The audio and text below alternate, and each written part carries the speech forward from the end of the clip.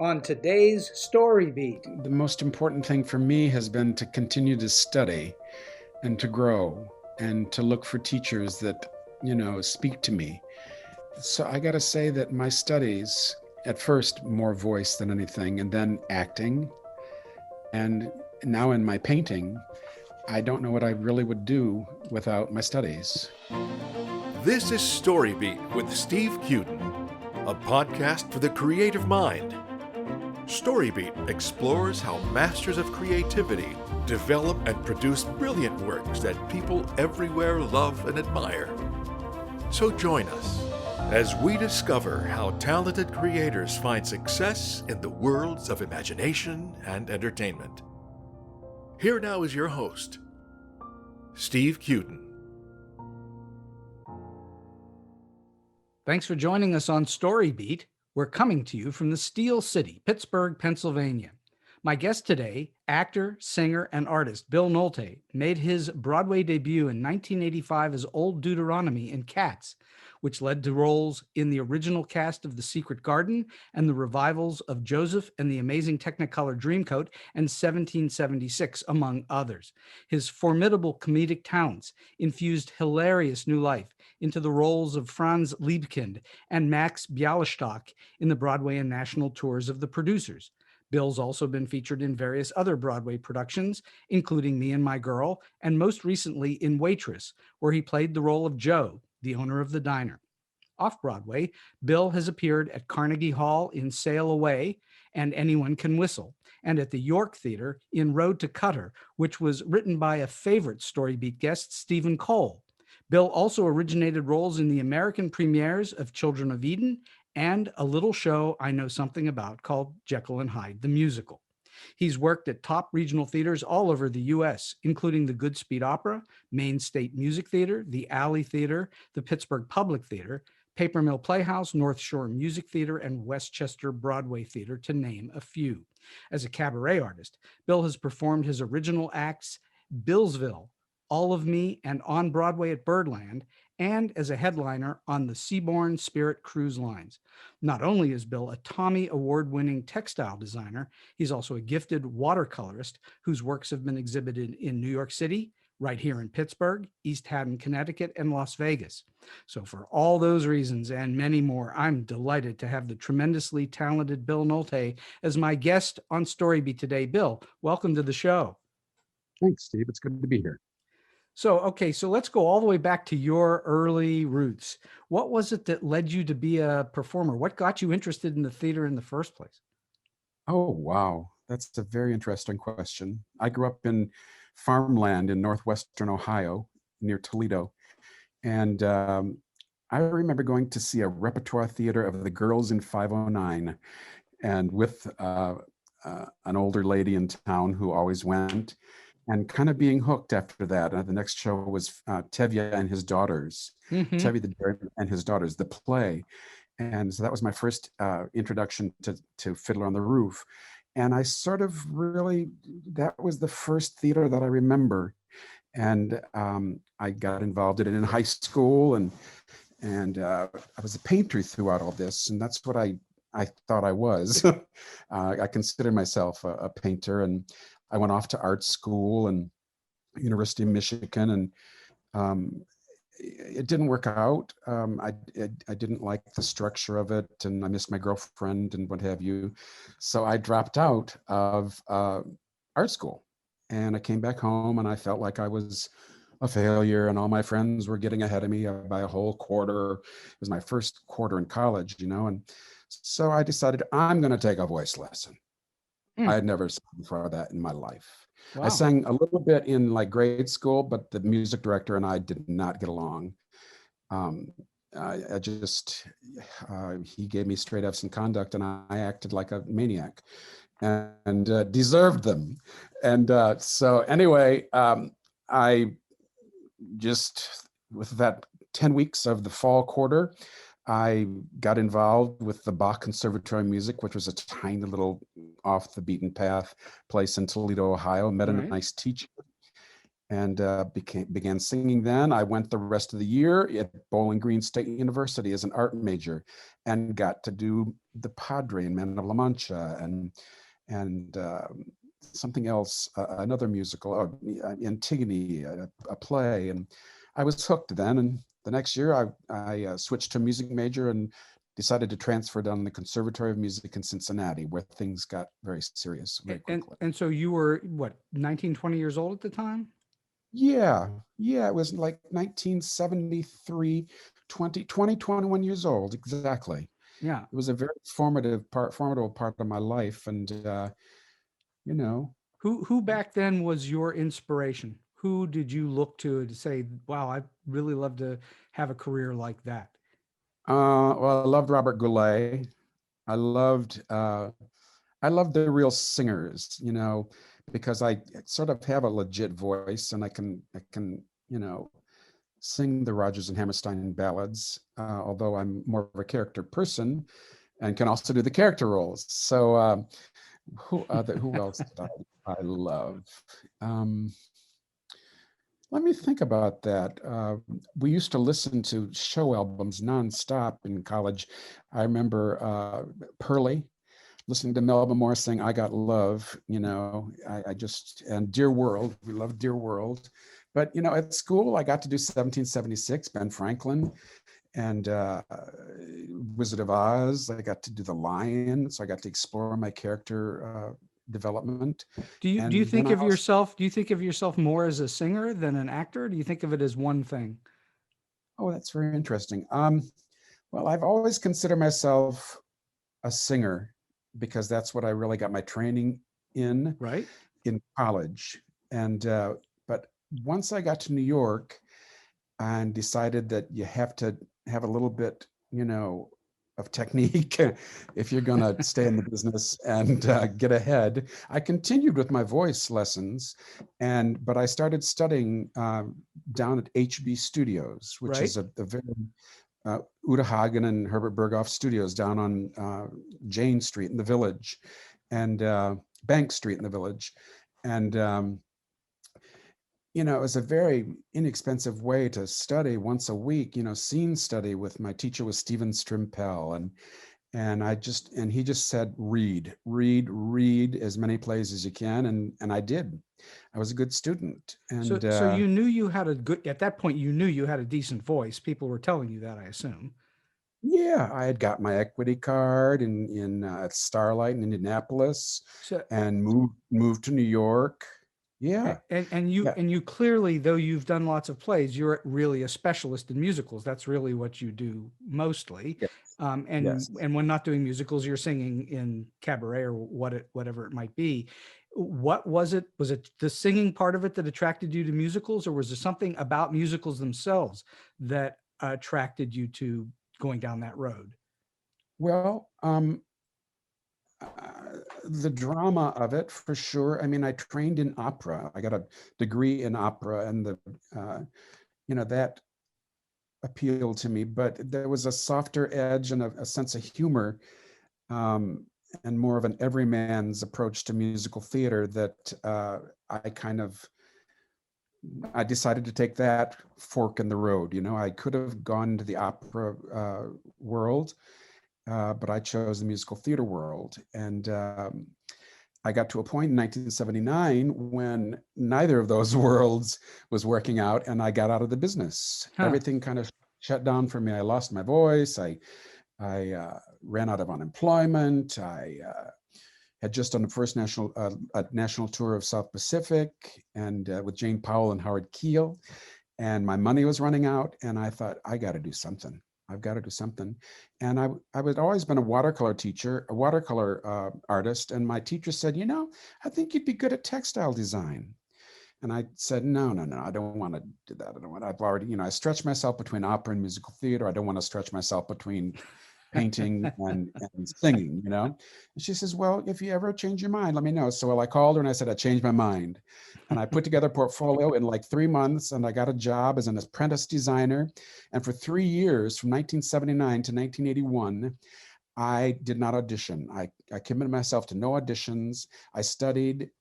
acting every week, every Tuesday night from 8 until 10, I think, down at HB Studios. I studied voice with a fellow on Jane Street, Jane Street, near Bank Street.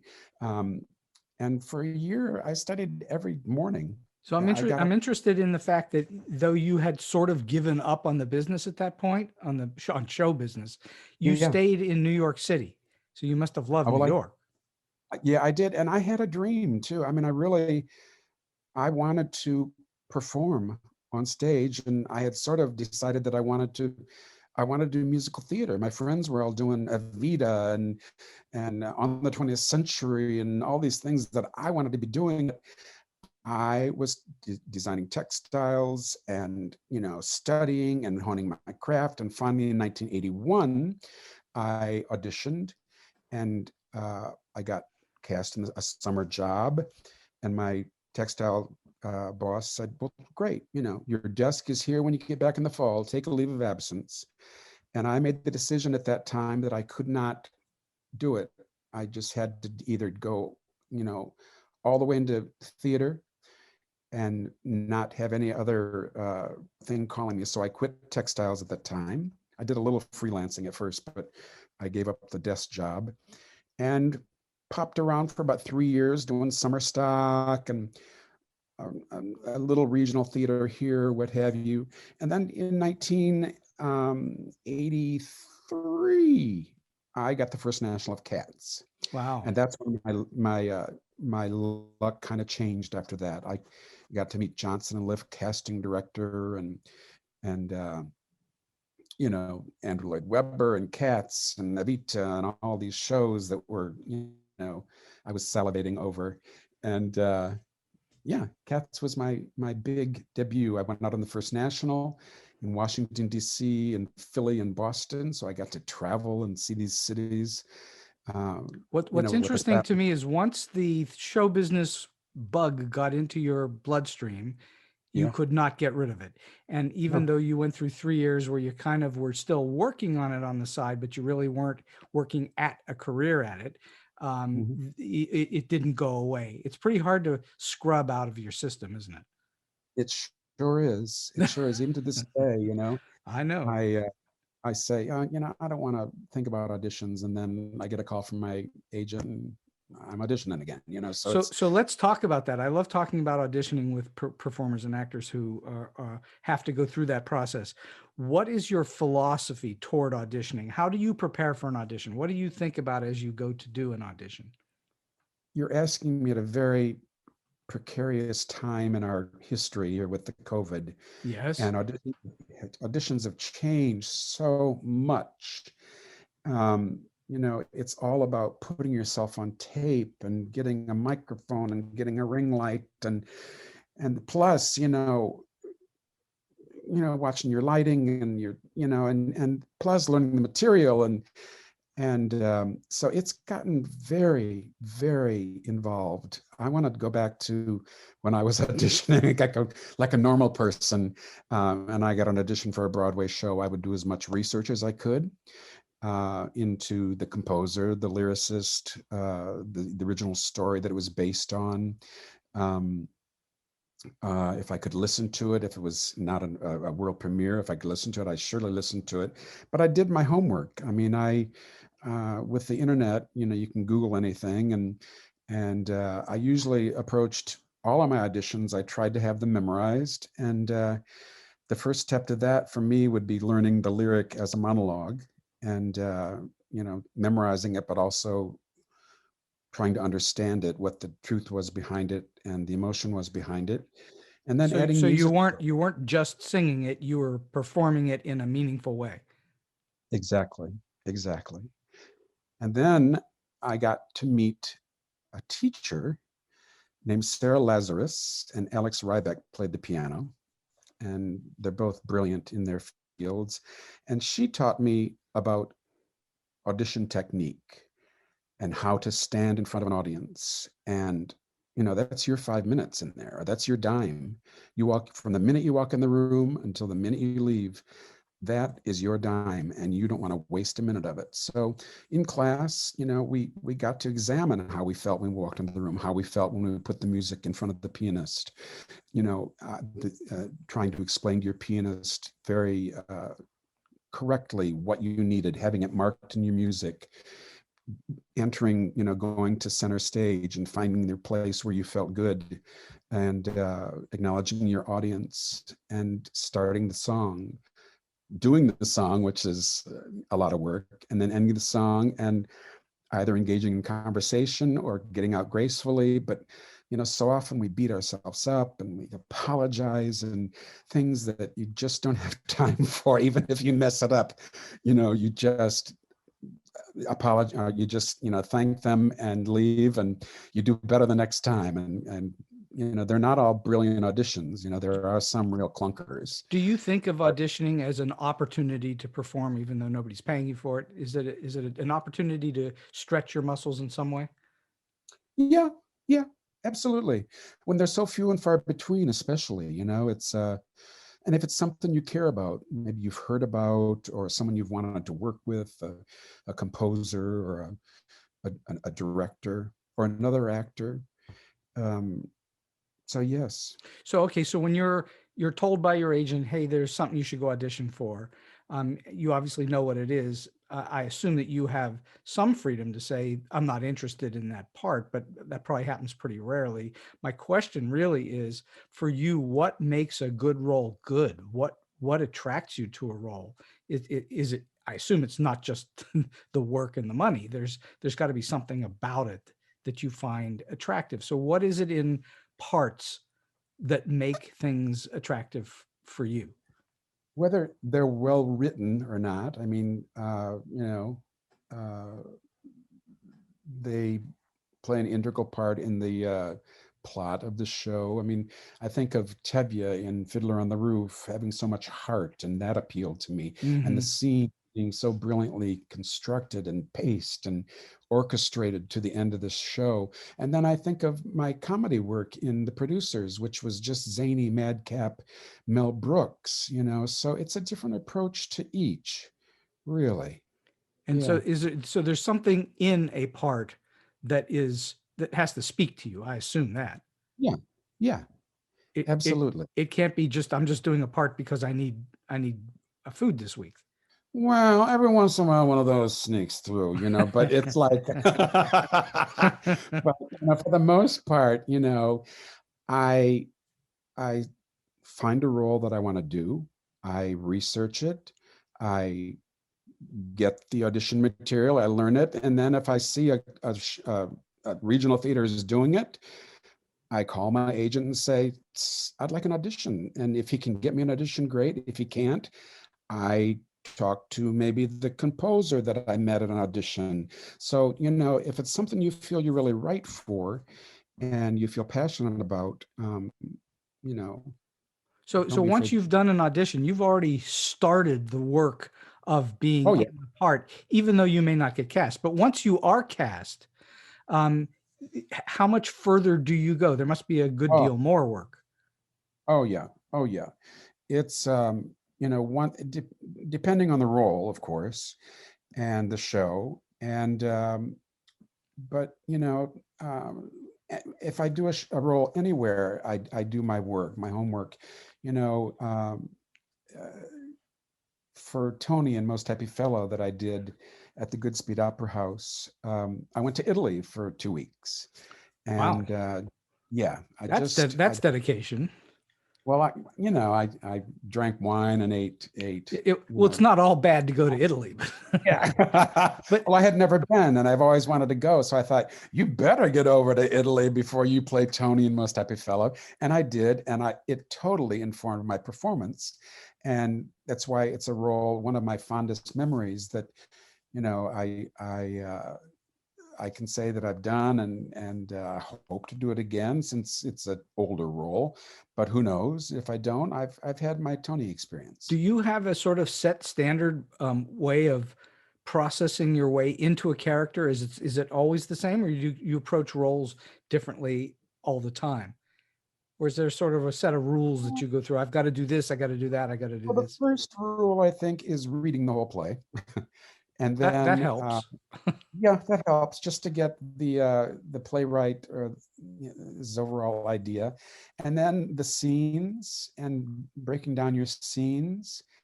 And it all depends on the project, really, you know. I don't know what I was So going you're with that. saying each one you approach a little differently. Yeah. There isn't a guideline that you check off a list of everything you've got to do this, this, and this. Although I imagine that there are certain elements that you go through every role that's the same every time. Um, but you're saying that everyone is approached a little bit differently. Oh, yeah. Oh, yes, definitely.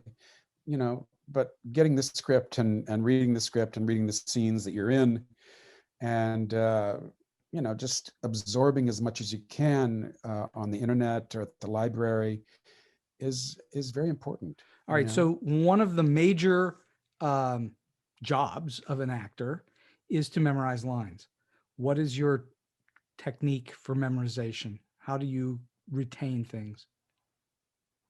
Repetition and a pencil, and you know, making notes as I go along. I'm kind of famous for using a lot of different colors of highlighters. Oh yeah. So if Monday I'm going through and I mess up this order and these the last three words and this, and I'll highlight that in yellow. And then, you know, on Tuesday I'll use green, and then people look at it and they go, oh my God, how can you read this? But for me, it's like, you know, figuring out what's the most important thing today. And once you get it, you kind of let it go. And well, Bill, you're apparently you're still doing watercolor on your script. exactly. Always the artist. I'll bet your scripts look beautiful. I'll bet they're all colorful. Oh yeah. Oh yeah. What do you do? You know, we are having this conversation in the time of COVID, and there's not much theater activity happening, and it's got to be a little bit of a drag, if not a big drag for you at the moment. What do you do to keep your chops up? How do you maintain your voice? How do you maintain whatever you need to do physically for your body? What do you do? You know, I'm retired and I'm old. and you know, that's never stopped anybody from acting. I think if I was maybe even in my 50s, I might be sitting down at my piano and vocalizing and everything, because I'm a big one for studying and keeping the voice in shape and what have you. I can't say that I've been doing much of it lately. I've been devoting most of my time and my concentration to my watercoloring, and loving the progress that I've made there. And I'm taking a course, an 8-week course, where I paint every Sunday with a group of people, a Zoom class. I love the idea that you say you're retired and old and you've been doing watercolor forever and you're still taking a class. And you never stop. You never stop studying and learning and exploring. Never. I think that's like the most important thing, is you got to keep filling your vessel. You got to keep growing and, you know, not put the lid on it, you know? Well, sure. I mean, I think that's the joy of being in the arts, is that you keep growing. If you stop growing, you may as well pack it in. Absolutely. I think otherwise you just keep doing what you do. And if you don't, here's the key with the arts. If you don't love it, there's no reason for you to be in it in the first place. So if you love it, you're going to do it even if they're not paying you. Yeah. You know, I mean, to me, that's the truth. Is, as a writer, I've been a writer for a really long time, and most of the work I do, I don't get paid for until after I've done it. So you have to go through the process of delivering a product before somebody gives you money. You don't get hired just to do that work. So it's a little bit different. All right. So do you have any particular rituals or performance preparations that you go through when you are ready to go on stage? How does your pre-show ritual work? Well, depending on the show and the makeup involved, I like to get to the theater at like 45 minutes, half hour at the latest, right? Of course. But if I've got Old Deuteronomy makeup to do, I'm going to get there at least an hour ahead of time. And even Fagin makeup in Oliver, I did out at the Pioneer Playhouse, Pioneer Theater in Salt Lake City 4 years ago during the election. I gave myself an hour there to do my makeup. And, but, I like quiet. So what do you do if something throws that off for you? I assume you've been through more than one circumstance where some chaos has ensued. What do you do? Yeah. How do you keep that at bay? No coffee for sure. And I drink plenty of water. I think I get into my makeup. That's very interesting that you say that, because if there's chaos going around me, someone can't find their panties or Oh, well, there's the big theater problem. Someone can't find their panties. But if there's a lot of shit going on around me and I need to concentrate in order to get through this next scene, I think I do get into my makeup and go into a world where I can kind of close everyone off, and I got to say, when I'm doing Fagin or even Tevye, it's a whole process of stripping away, 2021 and going back to, a different time. So as you're putting the makeup on, you're actually becoming. Is that right? Yeah. So you, Olivier once famously said that once he had the shoes and the hair and the makeup, and the costume, he had the character. And so he was working from the outside in. Some actors like to work from the inside out. Is your preference to, that's what gets you into character, is the putting on of the costume, the hat, whatever it would be, and the makeup? Or do you come from the inside out? That helps. Actually, I usually go from the inside out. And once you get to the point in the process that you're adding costumes, and especially for me, like a wig and sideburns and a beard, it takes it to a whole another level. And then you discover new things. So it's inside out first, and then once you get the outer things, it goes even further. If that makes any sense. It does make sense. Well, it's a growth process, and I think that, and you correct me if I'm wrong, but when you're in a show for a long run, you hopefully continue to grow the character. You have to, or you become stale. And every night I learn something every night about pacing, about cadence, about the rhythms in the show, the rhythms in that scene, so you gotta be open to growth and learning, and not set in your ways that, if something out of the ordinary happens, you just stay committed to your old game plan. But, you gotta be spontaneous and deal with what happens around you. So you have to be flexible and open to what's coming your way. Absolutely. The interesting thing, the big difference, obviously, between movies and TV and the theater is that once you've shot the movie and it's been cut together and put out and shows on a screen, it doesn't ever change. But any show, no matter how many times you've rehearsed it, every night is a little bit different, right? Yeah. So and the beautiful thing for me is that an audience comes in and sees the show, and most of those people are never going to see it again. Sometimes people will come back, but most of the time they're only seeing it once. There's that one performance is what's in their memory banks. But what's in your memory bank as a performer is every show is a little bit different, and every audience, and that chemistry between you and them is a little bit different. Absolutely. And do you find that when you're seeing those differences coming your way, when you're feeling different, this night, this performance is a little off, or this performance is hot as hell, do you try to then put that into the memories so that you can reuse those things, or do you just let it play as it, play it as it lays every night? Well, I think you definitely learn from, what's going on, and things that work better tonight. You try to, include them again, discoveries you've made, and you try to include them again, and they may lead to something altogether new, Right. Well, sure, of course. Yeah. So tell me about your days working on Broadway. And I'm talking about your actual days. That is to say, you would have 2 matinees a week, but during the rest of your work days, you would not work during the day, I assume, unless you were studying or maybe teaching or something. What would you do? How did you keep yourself, occupied? Right.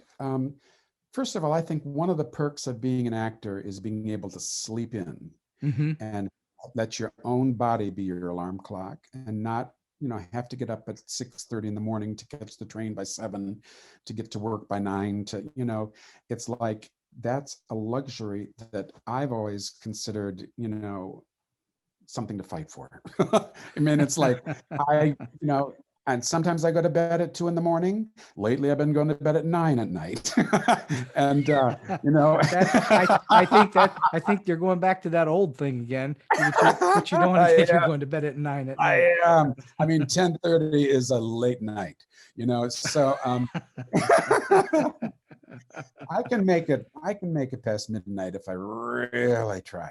But, but the luxury of your body being able to tell you, it's had enough. I can get up now.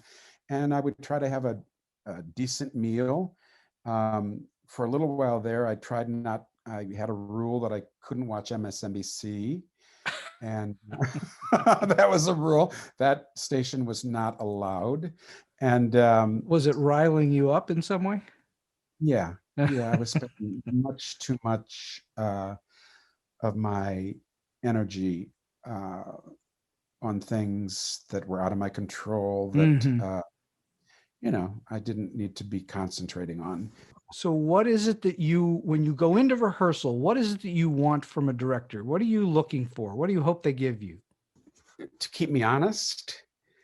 And if I've missed something in my preparation or in my delivery, to not be afraid to point that out.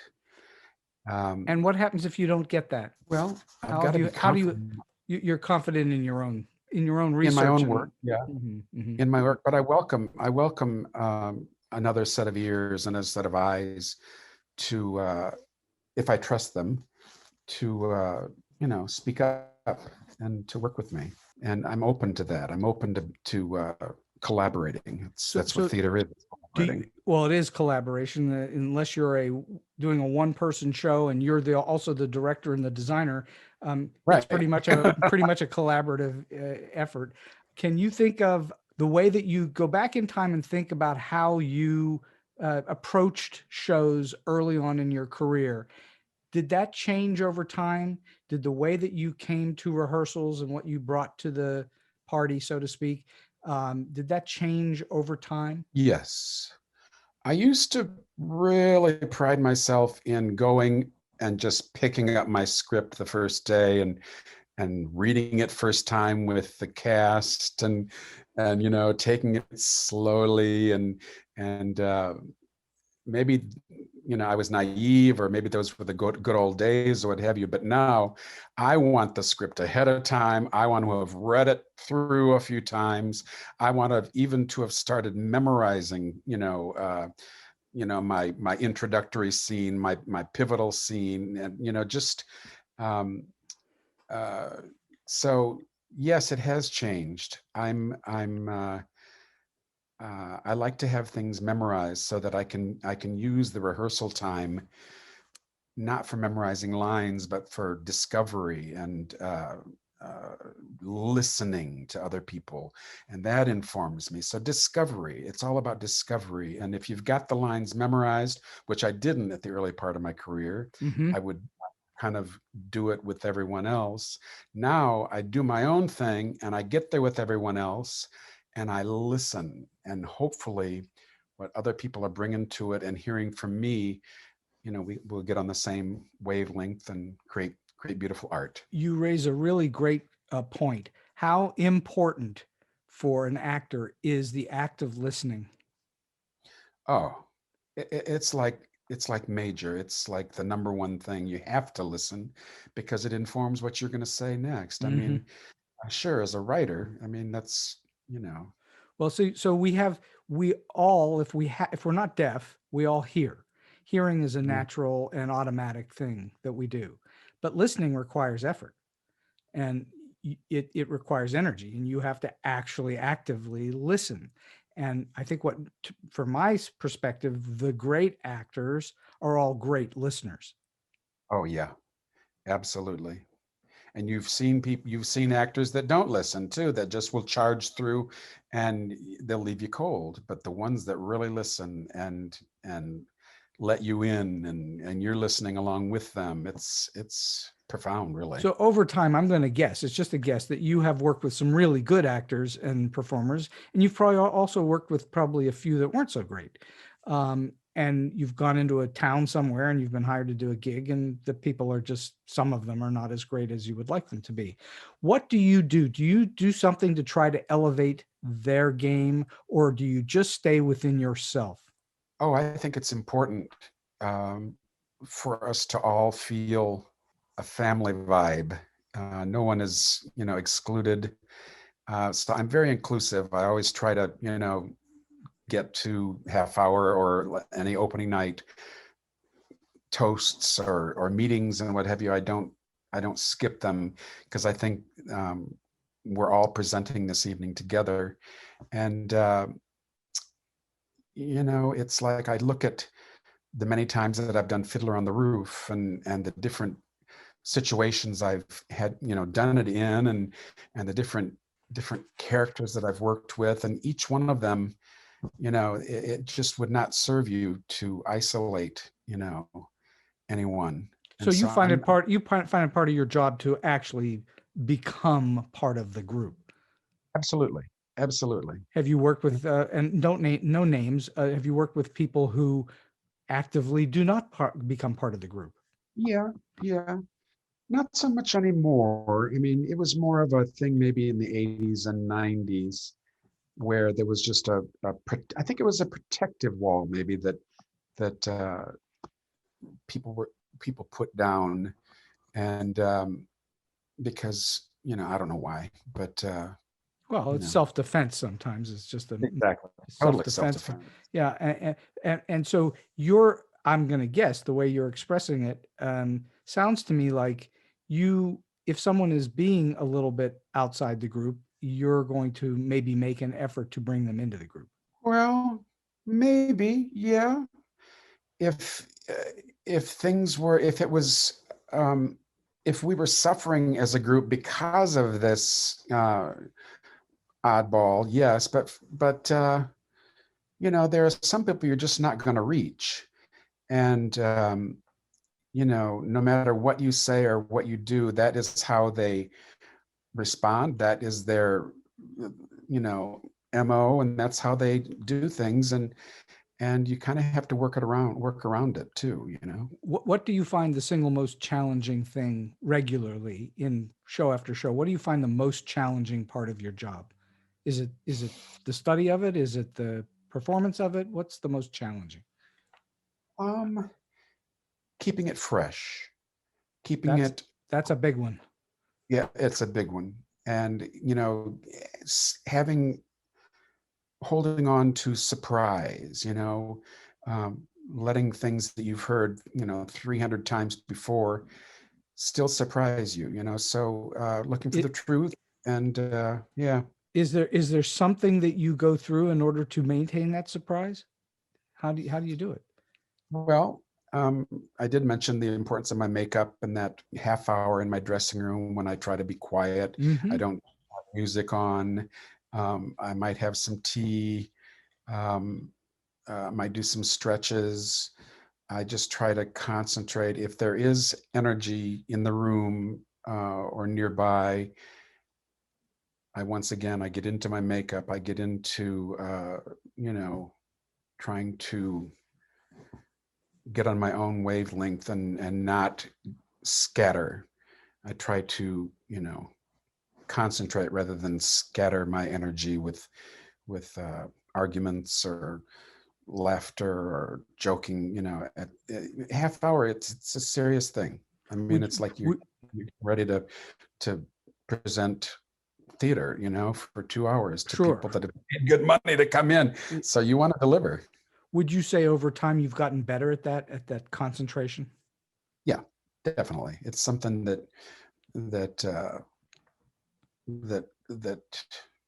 matures, and it's like a muscle, I guess. You get better at it and stronger. Exactly. You took the words out of my mouth. It becomes second nature, and it's just, I go out to Sacramento, I go to Pittsburgh, then I've got my process that I do. I find my housing, I get good, healthy food there. I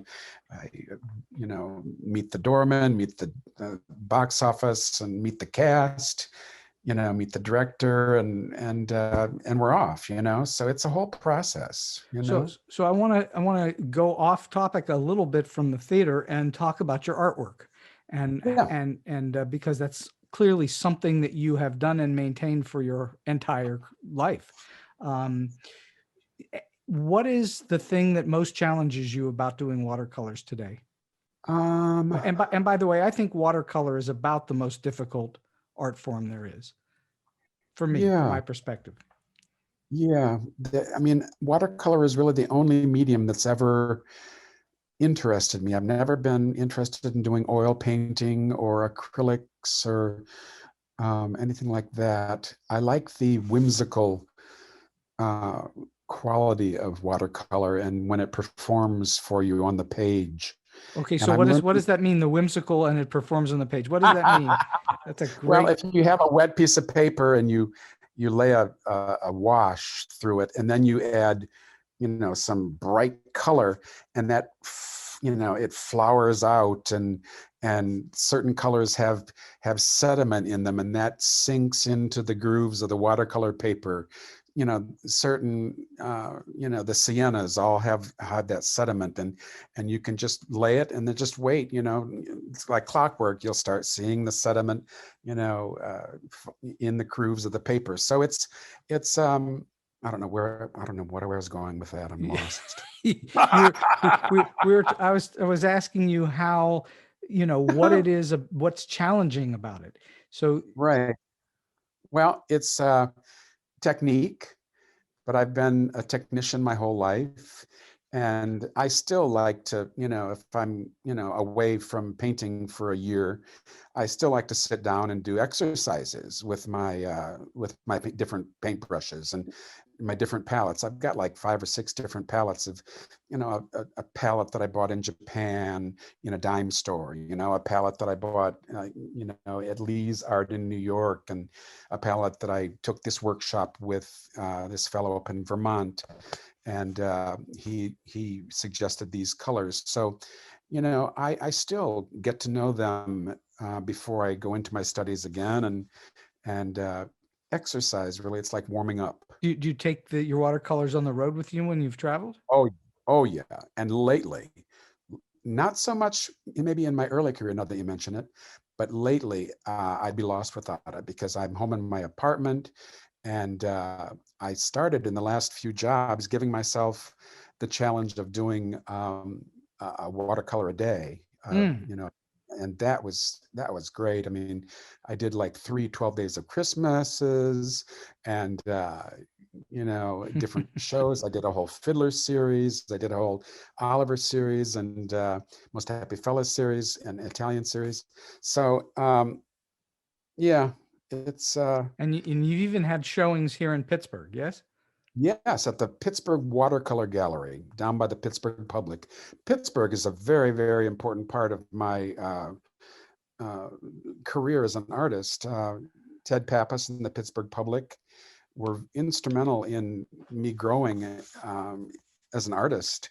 And Ted has been on the show too, has been on StoryBeat. Okay, is he? Oh, yes. Great. I've lost touch with him. I know he's in Greece quite a bit. Now he is, yeah. Yeah. But no, he hired me first to do my first Gilbert and Sullivan, and which was interesting because of my operatic training and what have you. It really came in handy, and then I did Dick Deadeye, the Pirate King, in that, and Dick Deadeye in HMS Pinafore, and I was supposed to do the Mikado for him, but I think I got producers at the time. And then I went back recently and did My Fair Lady, I think the year before he left. And each time it's been, a real tonic and a real good for my soul. Well, Pittsburgh is a real, people think Pittsburgh's sort of out of the way, but it's really a cultural hub. There's a lot of culture here in Pittsburgh. Oh, yeah. Oh, yeah. And of course, Carnegie it's been Mellon Carnegie Mellon for sure. Museum. And I love that museum. the Carnegie Museum. Oh, yeah. Yeah. One of the best. It is. If I had to pick my top 5, it would definitely be in the top 5. So I'm curious, going back to watercolor for just half a second, do you find that you're doing watercolor informs you in your stage work, or that the stage work informs clearly the stage work informs your watercolor because you're doing series about shows you've been in. Yeah. But does doing watercolor, does that impact you as a performer in any way? Does it have an impact then? Now that you're mentioning it, there is the element of surprise and the element of contrast, and both of those things are used both as an actor, what's the exact opposite of this? Explore that, and just the same thing with a white sheet of paper, black, it's opposites. So you are exploring and looking for contrast, and repetition, repetition of, it's very interesting. You brought this up because there's repetition of rhythms and everything in theater, and there's also repetitions of design elements in a good composition as well. And think about you talk about the paper being wet and you're applying some kind of paint to it, and how that paint then sort of does its own thing. And that's what happens in performance after performance, even though you have to hit certain marks at certain times, but yet there's a flow to it, or a bleed through of sorts. Yeah. Yes. And it affects different people in different ways, and yeah, very interesting. Well, I've been talking to this superb, talented gentleman, Bill Nolte, for almost an hour now, and we're going to sort of wind this thing down a little bit. And so I'm just curious, Bill, in all your many experiences, and you've had many to draw from, can you think of an example, or give us a story that's either quirky or weird or offbeat or just plain funny? Well, I was trying to think about that, and one of the craziest shows that I ever did, probably the craziest and the most satisfying, was The Producers. It came at a time I had just turned 50, and I had done some comedy, but nothing like Mel Brooks before. Right. And the writing was so brilliant, and Stroman's direction, and William I. Belong's costumes, everything was just spot on.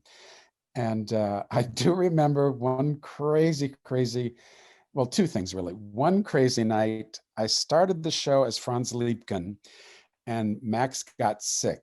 And so I had to switch on a dime and go on for the second act as Max Bialy style. Wow. And so that was a cray night. It was fabulous. Wow. It was a challenge for me. And I think I even had friends there that night, and they just felt so glad to be there because it was such a unique experience. But the other one that comes, the really, really crazy one that makes me scream still, is Franz in the second act has to break into Bialystock's office with a gun and threaten them and even shoot them, miss them, but shoot the people. And I was there waiting for my cue light to open the door and burst in, and I realized that I did not have my gun. Oh, I had forgotten to pick up my gun at the, stage right prop stand, or the prop table. Right. And it was too late for me to go because, I was waiting a matter of, 2 seconds for this red light bulb to go off for me to open the door. And I didn't know what to do. I thought on my feet, and I pulled my crutch up, and I started using my crutch like a gun. And Franz Liebkind just outrageously, waving this torch or this crutch, wildly in the air, trying to, use it in a threatening manner and everything. And the guys on stage were they didn't know what to think. They didn't know what to think. They finally figured it out. They all had to escape through a door or what have you. But that was something. Was there a gun sound effect, or did the prop gun actually fire? I think there was there was a sound effect, and I think we actually used it too. And I did some. So that was. So were they running the sound effects at the same time with the crutch? Yeah. The line was there, and then I was supposed to do something, and there was a bang, and yes, they were there, and I did it with a crutch instead, and which even made it more absurd for us on stage, and I'm sure for the audience too. But it was one of the most hysterical, and we talked about it for months afterwards. Did the audience laugh? Oh yeah, absolutely. Because you were shooting them with a crutch. Yeah, and I'm sure they realized. I'm sure they realized what had happened, that I had forgotten to pick up because they probably saw the movie, or they, whatever. Oh, Bill, I think many people in the audience that night would have not known that there was a mistake there, and they were thinking that's the way it's supposed to be, and that he shoots them with his crutch. That's funny. I think that's hilarious. Okay, last question for you today. You've already given us some marvelous tips and thoughts about how to be a professional in the business, but can you give us a solid piece of advice or a tip for someone who's maybe just starting out in the business, or maybe they've been in a little bit and trying to get to the next level? Well, I mentioned before about the importance of filling your vessel. And, I think the most important thing for me has been to continue to study and to grow and to look for teachers that, speak to me. And so I got to say that my studies in voice, at first more voice than anything, and then acting, and now in my painting, I don't know what I really would do without my studies. It just fills your vessel and keeps you growing, and you're open to new ideas and seeing things with a fresh pair of eyes and an open mind. And so I think continue to grow, keep filling your vessel. I think that's incredibly wise for pretty much anybody, anywhere, but in particular in the arts, and especially for those who must take on the lives of others as actors do. If you don't keep studying, you will atrophy as a performer. And Absolutely. So it's a key. And it's not obvious. It's not an obvious key until you are in a career that you must continue to do it. Because I think a lot of people think that once you've had some level of success, you can just sit back and rest on your laurels, but you cannot. No, things get rusty.